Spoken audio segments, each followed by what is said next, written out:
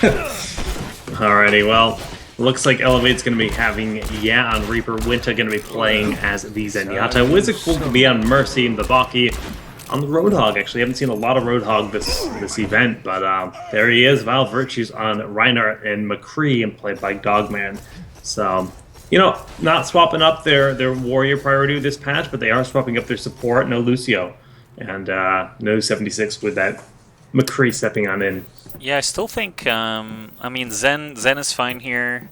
I think the patch is just too new for me to really comment on this, because normally I would see the Crossfire defense here that we saw at a one-shot with Torb, Soldier, McCree, and this composition, it's just a little bit strange to me. The damage is a little bit unfocused, where is going to be off by himself as Reaper. Roadhog and Reinhardt can combine, of course, but is Reinhardt going to be able to actually shield a lot of stuff? I'm not sure, with McCree over on the other side.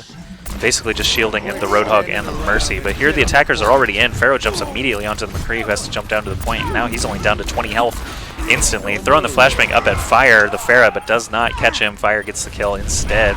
Offense looking very strong here as the kids next door push onto the point. Marissa trying to get some damage in as Genji. Esper falls, that's a problem. Losing that Mercy is going to definitely hinder them, as he was their only healer kind of up in the zone there. Zenyatta did die and is being forced to run back already, but the offense does manage to clean it up. Kresnik on that Diva actually providing enough defensive matrix to keep the Pharah alive.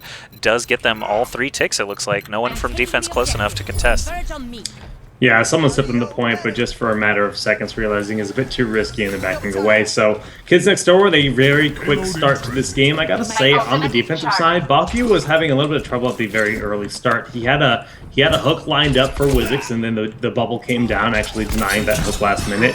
And then he turned around and he landed a hook, but he didn't actually follow up with the kill because of a weird angle. So a little bit unfortunate on that end. We'll see if they can step things up on the defense here on the side of eLevate. Yeah, I did notice Roadhog's hooks, I mean, more so than in beta, for whatever reason, are landing targets behind or beside Roadhog way more often now. I don't know that anything changed. Yeah, I don't know that anything changed, but it had to have, because like literally hundreds of hooks throughout beta. I never really saw this happen, and now I've seen it just so frequently in the last couple of weeks. But wow, nice Diva explosion mid-air there. Does catch McCree unaware. I actually caught me unaware too. I didn't even hear the announcement. But Marissa with the Dragon Blade out now, chopping him up, gets the Baki, and Wizix all in quick succession. And that's basically a team wipe. Dogman was dead so early from the Diva Blast that he's already respawned, but nothing anywhere close to the checkpoint allows them to get in there pretty swiftly. 6 minutes, 40 seconds available for them to try and take this last stretch here on Nambani. Alright, and we're not seeing any roster swaps at all. eLevate, even though they haven't been seeing a lot of success with their defense, sticking with it, pushing on for both tanks in the front, have that Earth Shatter at the ready, but can't they line anyone up? Fire Strike has been thrown out there, just doing a bit of damage. Dogman picking up a double kill here, that's very good for them. And it looks like they will be able to push them back for the time being.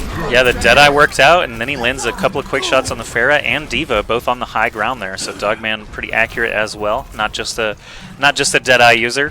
Can also get some left clicks. On the Reaper here does have Death Blossom available on defense, so likely going to see him drop down on the kids next door, probably from behind. Actually, it seems he's just breaking the railings, getting ready to jump on them after they turn the corner. But here we go. The speed boost is going to be the actual catalyst here for him to use his Death Blossom. He used it a little bit too early, though, as the sound barrier had already been triggered. May have wanted to wait on that, but also Transcendence coming out. So lots of ults getting used. Mercy getting focused down very quickly there. Esper and Kresnik both down now. Genji deflecting as long as he can. That Marissa there trying to defend against Yaz all the way out now away from his team, but he is going to have some time to back off and not really be in too much danger.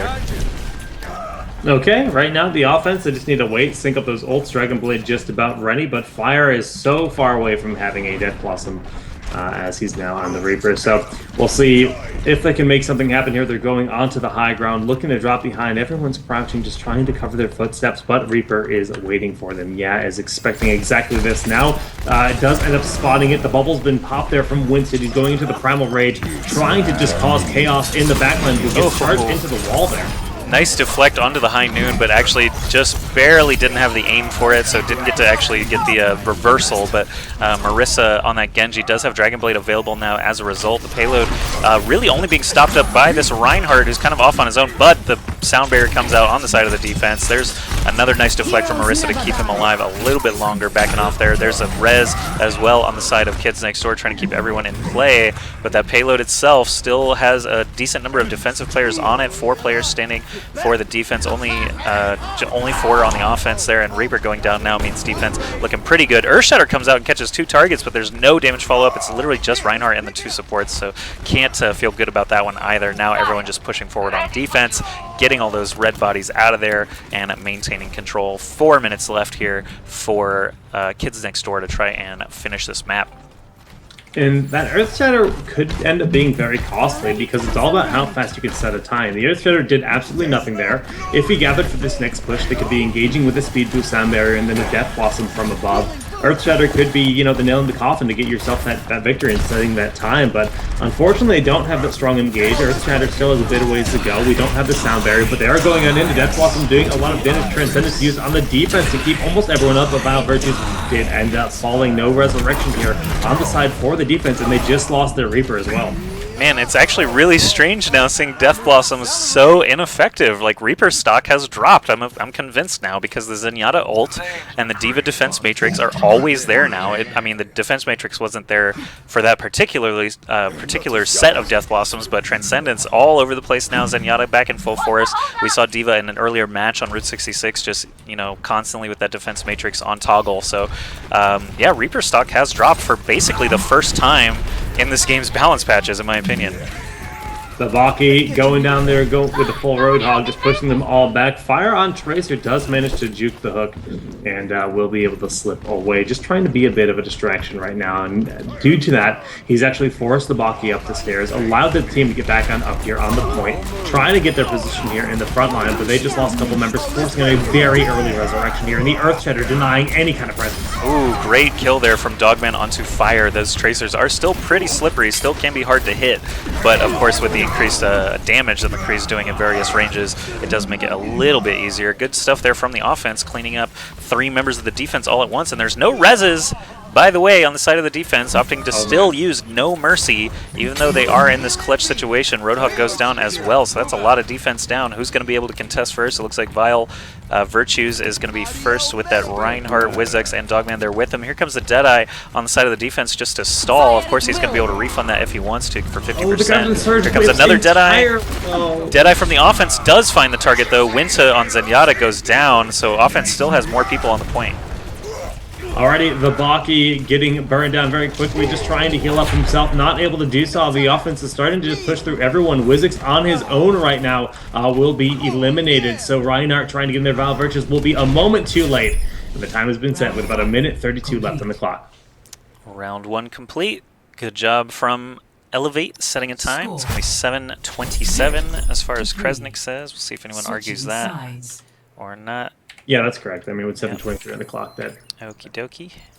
So yeah. I have my timer ready. I have it ready too. Totally on it this time.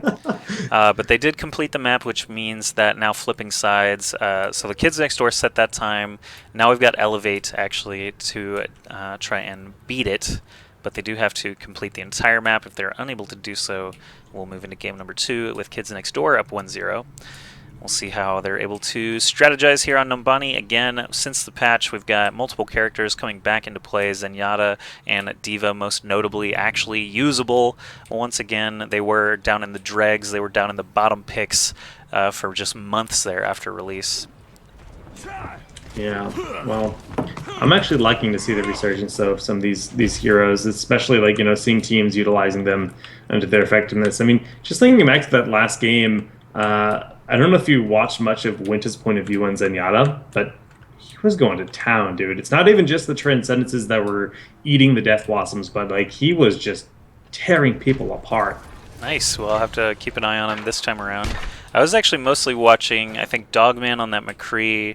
I had Fire because he played a couple of different characters, and Marissa on that Genji was actually getting a lot of work done kind of throughout. So This time, maybe I'll switch it up a little bit, but on the defense, let's just take a look at their strategy. They're going to go 2 tanks, this time Winston and D.Va. So we've seen various combinations. Roadhog Reinhardt, Zarya Reinhardt, Zarya D.Va, now D.Va Winston, I think, for the first time. That's actually offense. As a starting, oh, sorry, as a starting offense, that's right. The color swaps are still messing with me. I know, it's ridiculous. But either way, yeah, on the defense this time we do have the Crossfire composition, which is pretty common, or at least was before the patch. We'll see less of that as we move forward, obviously. But now we've got everyone going around ledge side for the attacking team.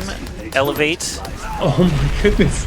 Graham just got, like, obliterated. Ran over. He was just roadkill at that point as the Violent Virtues just stepped all over. Actually, the entire team just gets plowed by, like, an 18-wheeler, it feels like.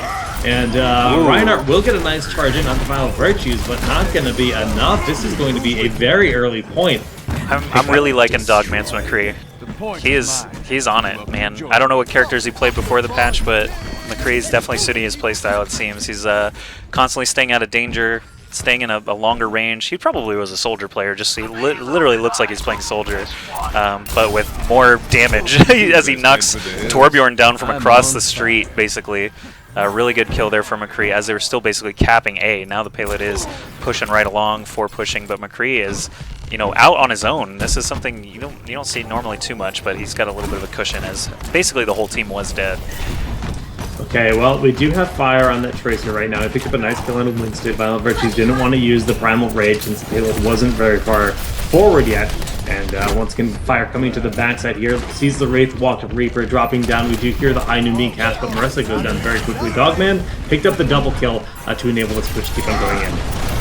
Reinhardt charge does whiff on, watching D.Va right now kind of fly around with that defense matrix up, really just being annoying. So the disruption provided by Winston plus the disruption provided by D.Va, you can see really how it's playing out here, as you basically just got 2 extremely high health targets just running around, bouncing between like pinballs.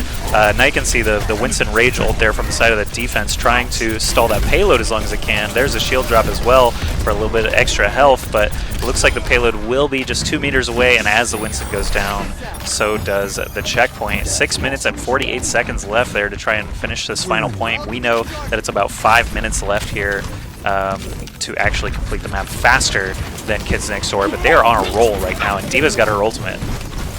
There it is. Yeah, D.Va's got her ultimate, Winter's got Transcendence, Baki has that plus him as well, and Tracer's being a bit obnoxious, but if he gets hit by a single one of those Zenyatta shots, he's going to be in a bad spot considering Discord is applied to her right now. Needs to be careful when she goes down. It was a nice D.Va tactic, actually, to slide the ult behind the Reinhardt shield, forcing him to turn up a bit, because although he was able to defend his teammates, they were able to get that Reinhardt kill so easily with him spun around like that. So the res is used on the side of the defense. I'm watching D.Va just out of her suit right now, getting earth shattered. That's always a scary proposition. They immediately clean her up, but the defense finally regaining control here. Marissa on that McCree, scooping a few of those killing blows. No Genji, but we do have fire on the Tracer right now with a pulse bomb available. Definitely going to be kind of harassing these team eLevate folks as they return to the payload. Yeah, just really strong defense. They use the Earth Shatter, they use the Deadeye, so a lot of it was costly, but we see fire going into the backside, throws out that pulse bomb, but the Transcendence is enough to thwart it entirely. So the offense still sitting strong. Zenyatta able to keep the team up, and they're pushing on in with that Discord on Krezik. It's very, very hard for him to stay alive. Krezik getting the bubble, getting the heals from Mercy, and still alive. The shield is up, and the defense is holding. Watching a Tracer duel happen right now between Fire and it looks like they're both actually still standing. Fire finally digs them out of the crowd there and takes them out, so defense doing a good job once again, just taking care of those priority targets. I would say Dogman and Winta are probably the first 2 that they need to kill every time. Then it seems like they should be able to kind of sweep through the Tracer, Lucio, and Reinhardt composition, but really it's up to Reaper. I feel like the Baki's in a really pivotal position with this composition that they have, where he needs to be the one really flanking and tying them up. The Tracer is not going to get it done with the low health pool that she's got. There's Earth Shatter.